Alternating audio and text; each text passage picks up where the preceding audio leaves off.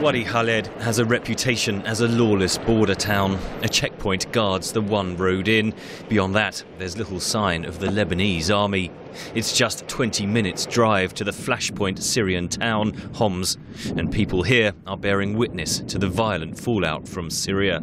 Wadi Khaled used to be a booming frontier town. People from Syria would come here to buy luxury goods, things like perfumes and cigarettes. People from Lebanon will cross over the other side to get vegetables, even to get cheap medical treatment. Now, hardly anyone is making the crossing, and the people living here are in the constant shadow of the violence just a few hundred meters away in Syria. Locals have long used secret routes across the border, but the fields along this porous frontier have now been mined by the Syrian army. Opposition supporters say it's to stop people fleeing the violence into Lebanon. Syria claims arms are being smuggled from Lebanon to be used against government forces.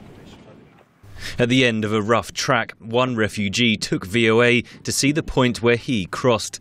The local children say Syrian forces often fire across the river into this village. In December, local media said 3 Lebanese were killed by Syrian gunfire. They also report frequent Syrian incursions into Lebanese territory. Akbar Awayed fled to Lebanon from his village of Talkalak, just a few kilometers away. He says people are living in terror. I live here. I live on the riverbank.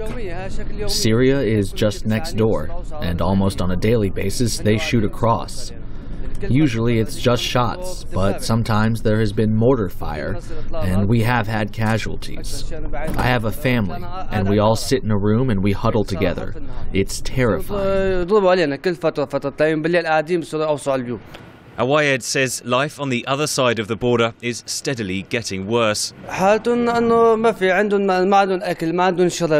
The people on the other side have no food. They have nothing. No one can leave or enter.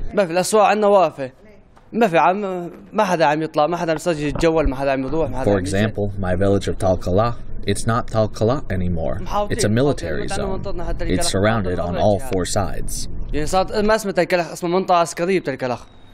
With shops shuttered and homes abandoned, Wadi Khaled is bracing for more spillover from the Syrian conflict, one seemingly ready to worsen.